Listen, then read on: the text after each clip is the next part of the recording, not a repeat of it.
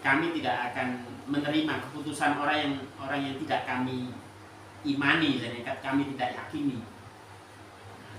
Keputusannya Rasulullah pada waktu itu enak. Nek gelem apa istilahnya jalur sepuro ya tak ampuni, nek gak yus apa tinggalkan Madinah ini kasarannya dengan baik-baik saja, tanpa ada waktu itu istilahnya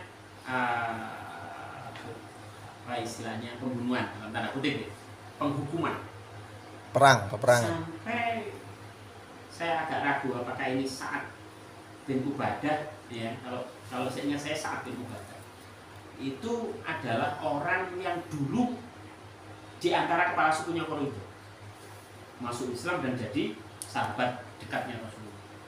Terus Rasulullah memberi gini, kalau kamu nggak menerima keputusan dari aku, ya apa nek keputusannya itu teko orang, salah satu orang di antara kalian. Maksudnya tadi itu saat ini. Kan memang orang Bani Quraisy itu, tapi sebelum Islam. Bani Quraisy itu Yahudi. Gitu ya. Ternyata mereka nerimo. Nah, ternyata Sa'ad bin Ubadah itu sadar ternyata. Memutuskan saat itu sing lanang-lanang, sing kuat-kuat, entek bunuh semua. Sing wedok-wedok, sing cilik-cilik, sing tuwek-tuwek diusir ke Madinah. Padahal keputusannya Rasulullah itu lebih ringan. Iya. Gak ono perintah untuk membunuh. Nah, Sa'ad bin Ubadah malah sangat membunuh. Ya sempat sih saat itu Rasulullah agak diam.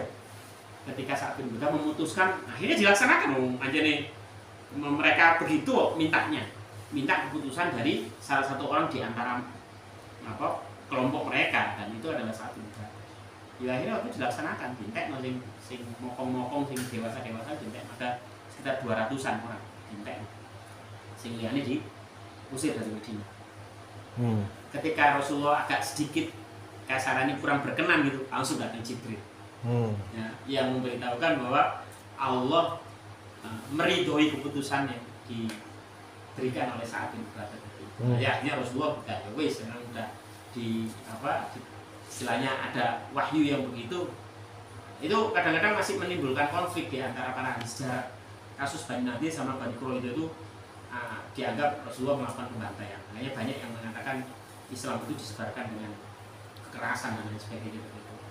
Nah, ini mungkin barangkali kalau saya jadikan closing statement, ya memang pertama kita harus membekali diri dengan pengetahuan yang cukup.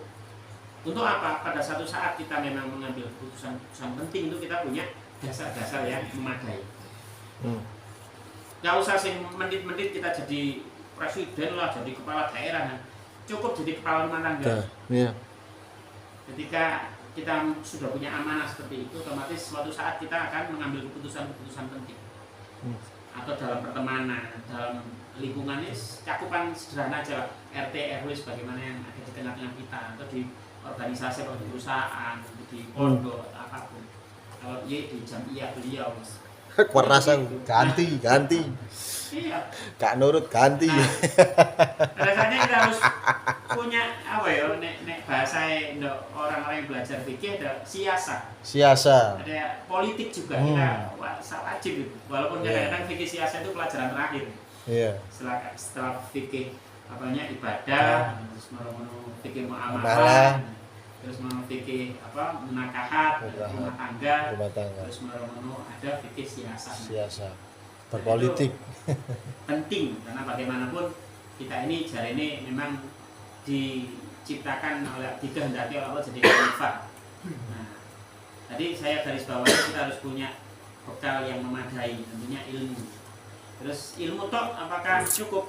Belum. Kita harus punya bijaksana. Ya. Arif.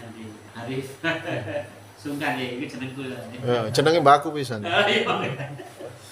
Jadi bijaksana itu penting karena memang bahasanya ya ilmu tambah kebijaksanaan itu bisa liar nanti. Iya, ngawur. Gitu ya.